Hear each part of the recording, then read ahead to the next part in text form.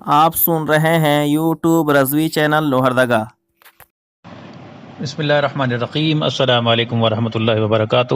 حافظ محمد ایاز صاحب نے محلہ پٹھان پور نجیب آباد سے 24 محرم 1332 ہجری کو اعلی حضرت کی بارگاہ میں سوال کیا، کیا فرماتے ہیں علماء دین اس مسئلہ میں کہ اگر زکوٰۃ کے روپے سے 2-4 کتب دینی مثل فتاوی عالمگیری و مشکات شریف وغیرہ خرید کر کے دوسرے شخص کے پاس بطور وقف رکھ دی جائیں تاکہ عام کو اس سے فیض پہنچے، اس وجہ سے ایسی کتاب بوجہ بیش قیمت ہونے کے یہاں میسر نہیں ہے، تو اس کے واسطے کیا صورت ہونی چاہیے کہ زکوٰۃ بھی ادا ہو جائے اور کتابوں کی کارروائی بھی ہو جائے؟ الجواب، مال زکوٰۃ سے وقف ناممکن ہے کہ وقف کسی کے ملک نہیں ہوتا اور زکوٰۃ میں فقیر کی تملیک شرط ہے۔ اس کی تدبیر یوں ہو سکتی ہے کہ کسی نیک بندہ کو جو زکوٰۃ کا مصرف ہے بنیت زکوٰۃ دے کر مالک کر دیا جائے اور وہ اپنی طرف سے کتابیں خرید کر وقف کر دے۔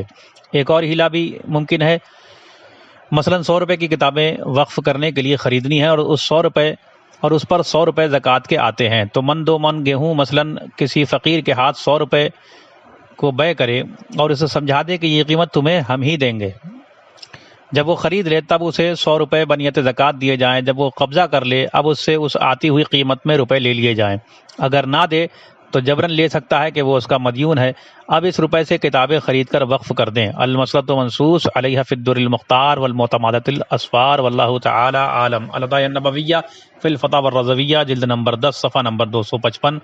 محمد عمر رضا خان، خادم آستانہ عالیہ رضویہ، بریلی شریف، 23 رمضان المبارک 1440 ہجری۔